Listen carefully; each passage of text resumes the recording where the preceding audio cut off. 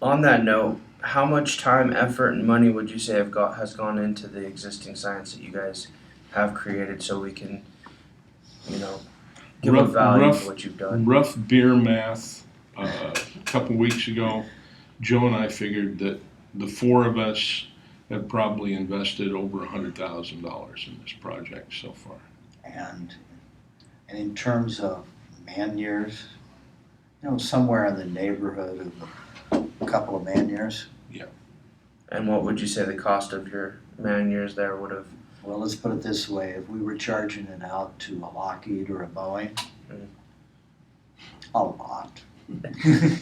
Because I know that the two guys that used to work for me, or work with me, I charge them out to customers way on the north side of $100 an hour. And Phil and I are not cheap either. I can imagine. Okay. Basically, what you're talking about is a crew that is, been around the block a time or two. And like, for example, the chap that did the reliability calculation for us. That's an example. The running gag is that Phil and I's Rolodexes, okay, are the real assets of the company. Because, if we need something, we say, okay, cool. Make a couple of phone calls, and, we've got it. Your network is an intangible, valuable value, obviously. Yeah, and that's what you bring into the game. So basically, in some areas of technology, we can do better than Boeing or a Lockheed. So this is the current platform right here, right? Or the sensor that you guys have created. I was just curious, how small can we make this to where the cost doesn't, jump up extremely from there?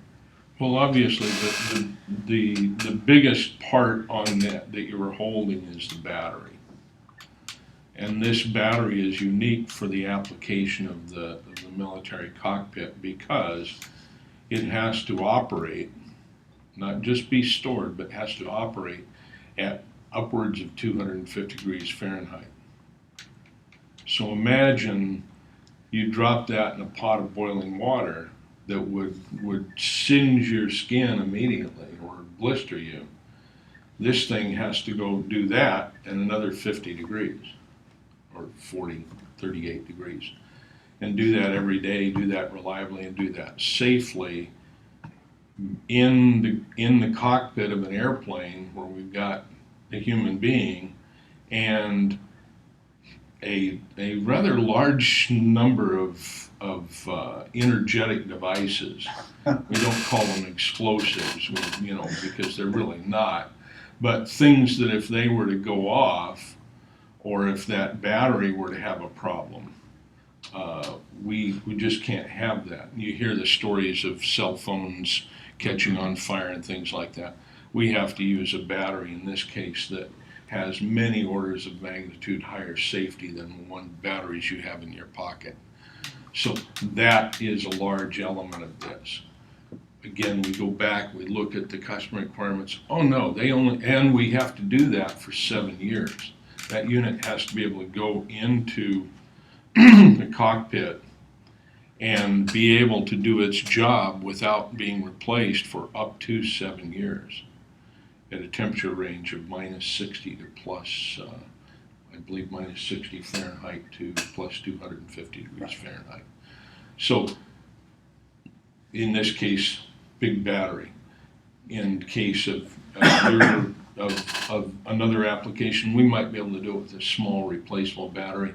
Now, the other components on there, we could probably squeeze. I hesitate to say that early in the design phase, but it's possible we could reduce it down a little bit larger than this part you see here. Without having a huge effect on cost. Only because obviously we're putting it inside of a helmet, so we're going to try to have it not affect or. Yeah, that becomes a packaging issue. Those are one-time costs the technology itself, the small sensors, again, going back to the iPod and cell phones, we leverage those kinds of things. So I don't see any real issues with packaging it down to a size that would be compatible with the helmet. As far as the data that the sensor would collect, would there be any issues between a Microsoft computer, Apple computer receiving the data, or is that compatible with all computers? In the case of the current design, again, going back to the core technology that we've developed for this product that we're working on immediately, we said in our systems requirements, I keep using that term, we said we have to operate immediately with Apple and Microsoft products. And those are objective requirements.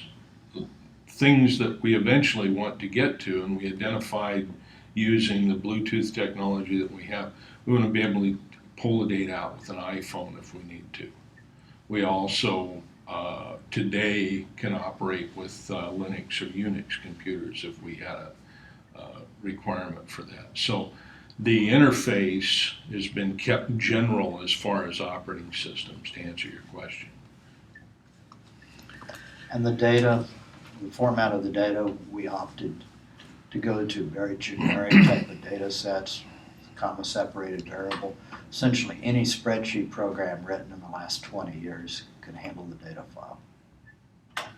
Yeah, and in the case of your application, of the helmet sensor application, you probably don't want to go to a spreadsheet. You probably are going to have a dedicated program running on your Mac or your iPad or your Windows laptop that gives the trainer an immediate feedback from that sensor. It assesses the situation, makes a decision, and flashes a conditional message. Hey, this player is fine. This player you need to go pull off the field. You want to have the computer take care of that overhead for the trainer. And the way we've written the software, the core interface on the computer side now is such that we can do that. And then that data stream can then be, after the initial processing is done, flagging it for immediate action. Then the data set can then be uploaded, and stored and start accumulating, a long-term database. That's, so that's part of the system design associated with this effort. Okay. And we've thrown out a lot of approaches and how we could do it. And that's where the system design is to nail down the approach that you're actually going to go out and implement. Because you can't afford to implement all possible solutions. And you want to pick some that have the best shot of working for you and satisfy the customer. Basically, one of our design objectives, for example, on this device is we weren't going to build a Microsoft Zune. We wanted to build an iPod. Okay. The Zune was a more than adequate piece of hardware, but it didn't have a system that went with it. So you could get music into it and play it easily. So they did not do their systems engineering well. Apple did a much better job. So, Yeah. So you brought up a great point earlier about the conditions where this is going to operate, and depending on where it's going to operate is dependent on how the whole thing is going to function. So does that mean that if you went after, for instance, the U of A, SC, UCLA, and considering each one of their stadiums, where they are, over in Arizona, we know how blazing hot it is over there, so we have a heat condition there. If you go to the University of Michigan, you may have, or the Packers, you now have freezing temperatures and you have just another set of. So I guess my question is, in evaluating what we're trying to accomplish here, how much time is it going to take, or how much information do you need as far as conceptually, where are you taking this? What are we designing? And are we designing it for this, or this, or does this become universal? Doesn't matter where it is, because I think it was you that mentioned it's the size, how far it is in between. Practice was a great point, because I was thinking about that. Everybody thinks about the actual playing, but we don't think about the practice, because practice is absolutely right. That's where accidents happen. Mhm. And because it's all out, guys are trying to make that squad for the Saturday team, and et cetera. So I know there's a lot of things I added in there, but I'm just trying to get a feel for what we have to do on our end. The granularity, of, the requirements, like Michigan versus Arizona, we can already cover that temperature range, because if it's minus 60 out there, they're not out there playing football. Yeah, right. Yeah. Okay. The Packers And if maybe. maybe the Yeah, Packers, maybe. but I doubt it. Even the Yeah, Packers. I know. Okay. The beer freezes in Lambeau Field. Exactly. Okay. And if it's 250, the beer's boiling. So that aspect, we can overwrap those kind of requirements. But probably the more significant requirements is trying to come up with, the information that the coach is going to find. Mhm. We're not football coaches. Right. And we've learned from practical experience that when an engineer makes something for Private Smith, it's best to go talk to Private Smith to find out what Private Smith wants. Mhm. Because most of the time what he wants is the little Swiss Army knife. He doesn't want the big Swiss Army knife with 27 functions that's totally useless. It's too heavy, it's too complicated, Right. doesn't work very well. And so we want the little Swiss Army knife with 4 or 5 tools on it. Right. And that's the kind of thing that we're talking about. And that's part of the reason why, we keep coming back to this device. We built it as a platform where we compartmentalized and isolated the communications. Mhm. We said for this application, Bluetooth was the right solution. But we left the hooks in there that for other applications, we could see that Wi-Fi would be the better application. For other applications, a Zigbee, which is a longer range type thing, would be a better application. And for other applications, we said, okay, we'll use a satellite phone. And we can toss this sucker in the middle of the in the Gobi Desert and communicate with it from here. Hmm.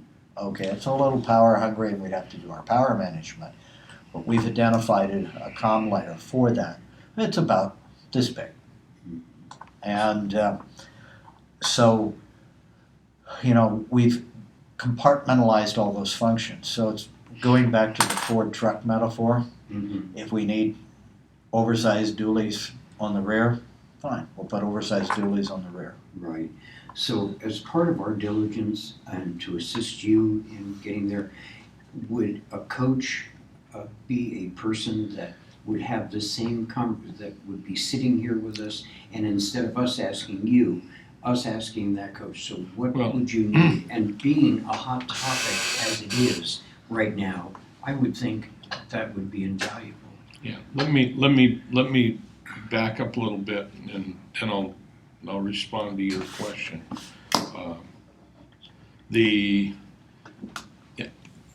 To cover the environment, we would want to, as far as various stadiums, various playing environments, if we do our job right, one design covers everything. And I don't see any real pick breakers as far as environment or things like that, other than knowing that when we have the plastic housings molded, we can get the team color in that plastic material. That should be the only thing that we concern ourselves with if we do our job right. Sure.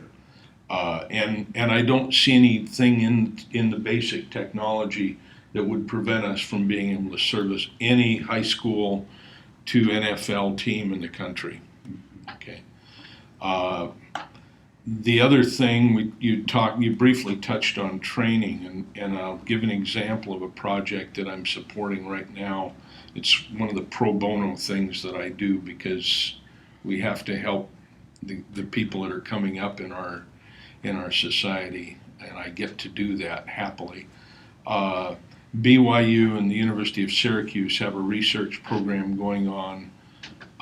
Some pretty impressive biomechanical engineers and medical people are evaluating joint damage in elite ice figure skaters. And what I've done is I've designed a system that fits in the instep of a figure skating boot or figure skate that measures the forces on between the skate blade and the boot. And what they're trying to do is characterize the impact forces that a figure skater sees and hopefully mitigate that either by modifying the training regime or maybe modifying the equipment, because most elite figure skaters, the ones that you go ooh and ah when you watch the Olympics, have trained since they were 10 or 12 years old, 8 to 10 hours a day in some cases of those people. Hopefully not here in the US, but in other countries, definitely. By the time they're 30, and I've forgotten I shouldn't quote a number, but by the time they're 30, most of those figure skaters have irreversible joint damage. By the time they're 40, many of them have had knee replacements. Now, you see the 10 figure skaters that make it to the NBC coverage of the Olympics. What you don't see are the thousands of other athletes that we're trying to get on camera that never did, that still sustain these injuries. So we're working on that, and the training is the key. That you don't realize, you see them for a few minutes, you don't realize the number of impacts that those joints have taken over the time that it took to get to that level. So definitely they're looking at the entire package from 10 or 12 years old on. What do we do? And there's some really pretty impressive people that have come out of the elite figure skating world. In one case, one of the researchers was an elite figure skater before she became this, and you see her name as the names scroll by on the Olympic credits in there. So that's a lot of fun, and that's great. Yeah. But you're right. The other thing, and now I'm going to touch on who should be sitting here. You identify early on in the systems evaluation, the systems engineering process, as it's called. And this is systems with a capital S. It is a field of engineering.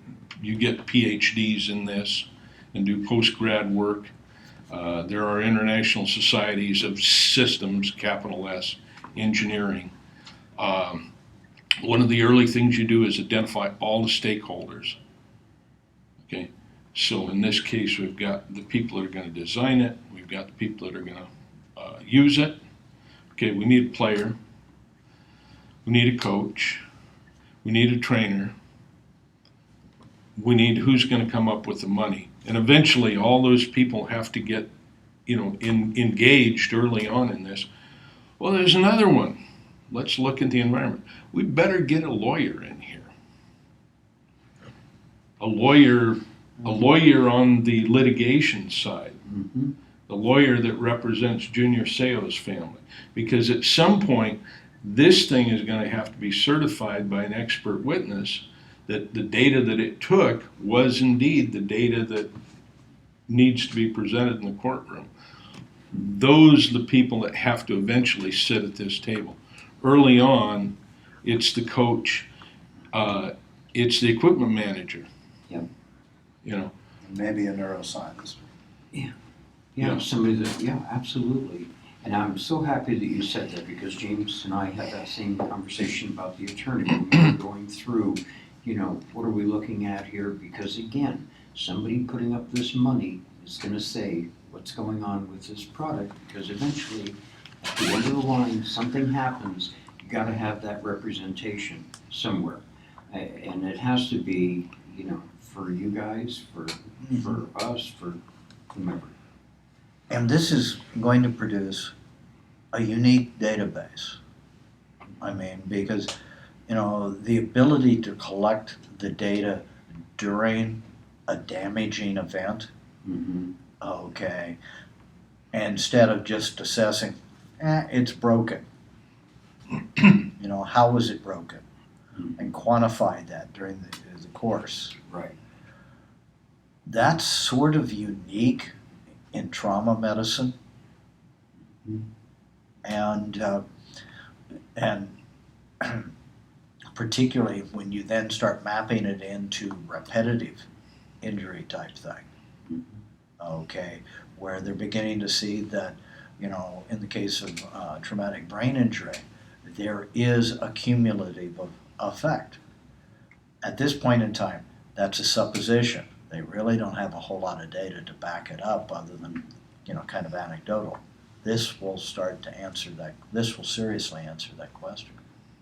And we had this, as you said, same with football. These guys are going to start playing football at 8, 10 years old. So we're hoping to start collecting data at a young age so we can get this cumulative damage analysis done.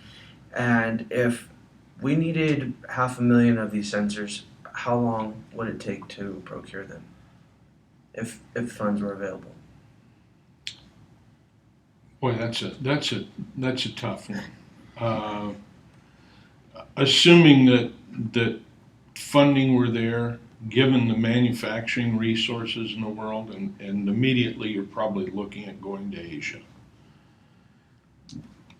Interestingly, Joe and I go to our Rolodex, and hey, there are a few people that we've worked with that do projects in China. So we start looking over there for manufacturing resources. Doing 500,000 of something over there is not that significant for those people. I mean, look at That's again, a small cell phone run. How you're going to tool up production capacity and things like that. You're probably looking at a year, maybe a couple of years to deliver the last of the 500,000 parts. You see how quickly now the market responds to things. Without having an immediate experience there, I just look at how quickly things seem to come to the market when technology changes and things like that. So I would think a couple of years would be a reasonable number once everything were in place. And how about as far as once we have user case figured out, about how long do you think it would be to have the sensor ready to be produced?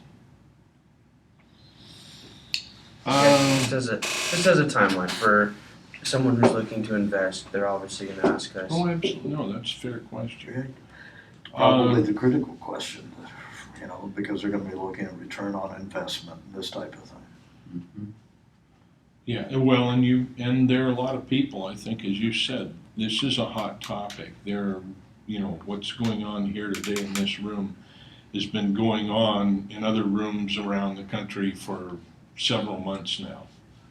Other people are trying to solve this problem, I'm sure. We want to be the first. We want you guys to be the first to be able to do it. So you're going to have to go through the definition phase of the engineering, the actual design of the part, the physical design happens in a few weeks. The definition, getting all the players together, deciding what you need, that saves. I won't bother you with when I start writing on a whiteboard. I'll be in trouble. That's what. But you want to solve all the critical problems. You want to identify the problems early in the design process before you start making physical things. Because once you start making physical things, the cost goes from here to here very quickly. Because oh crap, we got to throw 10,000 parts away. Yeah. You don't want to do that. So that's where you get all these players together. You don't want to have all these stakeholders together, because you don't want to have that happen late. You don't want to have some trainer emerge that says, oh no, you can't do that. You should have talked to me. And you've got 10,000 parts in the pipeline somewhere. Yeah. So we spent a lot of time there. The design takes a few weeks. The software probably takes that and a few more weeks. And then you have something you can send out to have prototyped. And there are companies that here in the US that do prototypes very quickly. You trade dollars. This part I can take the design files for these parts, send them to several different prototype manufacturing lines in the country, and in about a week to a week and a half I can have 1,000 or 5,000 of these parts in FedEx shipped back to us. So that happens fairly quickly. And then you extend that out to, let's say, we'll assume an Asian manufacturing line. You will have had to put somebody out in front, getting all those relationships in place, getting those contracts in place, and then you send what's called the technical data package, the manufacturing package, to them. They build a few, they work on their tooling, and then within a year or so, probably a year, you're having production quantity parts put out. Okay, just as a little side note, in talking about the concussions and what have you, and everything that we read about it, I don't know if you happen to have seen a short bit that they did on ABC, it was a couple of weeks ago, on young soccer players and the young girls and boys that were bouncing the balls off their heads. And they have already identified that this is going to be a problem. These kids are doing it again. As James said, these kids are starting out at 5, 6 years old. I go to the soccer fields.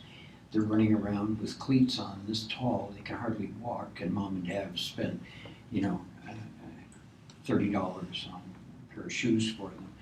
And so things like that, James and I have talked about a lot of different areas that this can go into.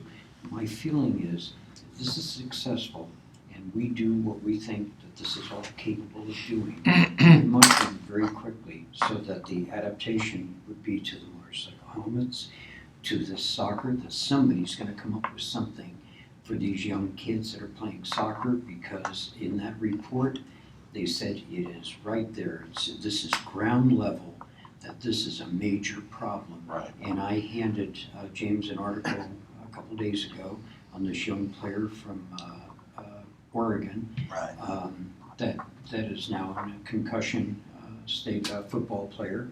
So this is, the timing is all great. What we need to do, and that's why I just brought up the idea of who do we need here in order to get,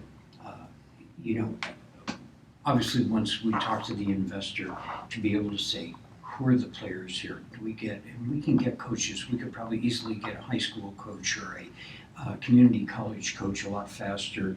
We do have some connections at U of A and SC to get somebody in, but That's without pulling up Rolodex. It's like, yes, I've exactly. been looking around and I've got the University of Oregon Yeah, kind of on standby. Well, and Right. the other group in that area, and I'll touch on soccer in a moment, is my work with BYU and Syracuse, not saying that but what I've been exposed to is throughout the country, University of Texas, I believe, has a huge mechanical Right. organization, because the BYU, for instance, was able to come up with a different training, put some science behind, and I believe it was either discus or shot put. And they were able to improve the performance of track and field, in Sure. that event significantly by using scientific tools and knowledge of the kinesiology of the athlete Mm-hmm. and training techniques to improve the performance of several athletes. Now, BYU comes into it because of the Winter Olympics. Syracuse, same thing, because of the Winter in that area. But what they have now are departments that have a lot of really talented people focusing on this. I have purposely not breached this with the department head that I talk to periodically on this project, but I know that he has people that could step in here, or between them identify another research institution that could step in and evaluate this. And I know that they are working on the soccer problem. I know one area that I read recently. I had my niece was a pretty good soccer player. At least I think she was. And we spent a lot of time on the soccer pitch and traveling all over the western United States watching people play soccer. But I saw that they were either they had or they were about to implement a thing where they could not bring the head into play until they were 14 or 15, something like that. Right, that's what I was under the impression. AYSO was really cracking down on heading. Yeah. And the problem is with the club teams, they think they're developing international players, so they're going to sneak that in early. Absolutely. But I also saw some kind of skull cap instrument recently to evaluate that. Well, do you measure it and then say, oh, we got a problem, or do you mitigate it some other way in the Right. place of soccer? So, soccer is going to be a tough one. Yeah, but again, I'm just But bringing it I- up but from I the have- standpoint of Yeah. But I have also seen, and I have also seen personally on the soccer pitch, and I've intervened in a couple cases where a player took a header, Mhm. or went in contact with another player, and was obviously had their chimes rang, Absolutely. and the coach didn't pull him out. And I went over and I said, Coach, I said, why don't you ask her what day it is? Mhm. And he was oblivious to the fact that somewhere else on the field this contact had taken place, and she needed to be pulled off of the field and set down. Mhm. And fortunately he did. He probably did not. She was back playing the next day and probably shouldn't have been. But the awareness has to come out of this too. Sure. And just as kind of wrap up for me, I mean, you guys have just been great. I mean, it's just a lot of knowledge. And one of my thoughts was that on a device like this, whether it be in football and motorcycles and what have you, one of the driving forces behind it and that are going to promote it are the parents. The people behind these children, the people behind the guys on bikes, hopefully, etc. That's why I think this thing is just so viable, that if we can get it off the ground, if we can get it started, my feeling is it takes on a life of its own. All of a sudden the word gets out and we don't have to worry about going to see people, conversely. That's why I think it's important in understanding the manufacturing phase of it, the developmental stage, when we get a prototype, when we present that prototype, all of these things come in. And that's why obviously we're looking to you fellows to do that, and to the funding end of this, to be able to say, sure, when do we start, and as James said, when does it become a product? How long do I have to keep feeding the beast before we go? And there's a spectrum of, continuous spectrum of products associated with this, ranging from, the first responder, military type application that's, dealing with IEDs, down to, a kid playing soccer or doing karate, Yep, yeah, and taking a hit. yeah, With excursions in there like the motorcycle, I believe James indicated that was it something like 40% of the motorcycle fatalities occurred with the guy away from, nobody knew he had cracked up. mhm, And basically having an automated system to say, hey, I need help now, here. I, Okay, for bike riders. yeah. another, Sorry to interrupt. If there's anything pertinent that we need on video, we're at the end. Well, that's what I'm saying. I can continue the recording and the audio. Video If it dies, record. I can just put it on the charger for as long as it needs. Because I really just need a closure with you guys to, get the thank you for. Yeah. Is there anything left That's it. on your That- list? that yeah, was the mine.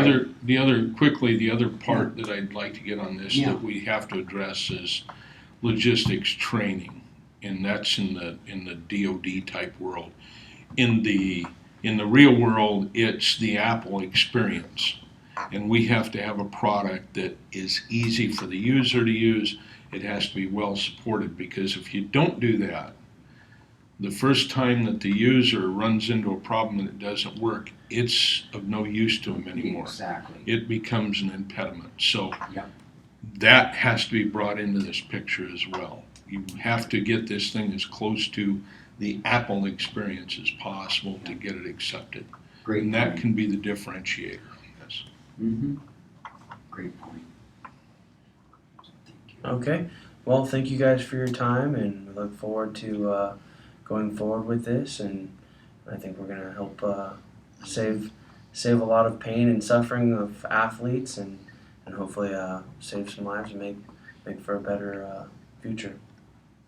Thanks for Yeah. inviting us. A fun project.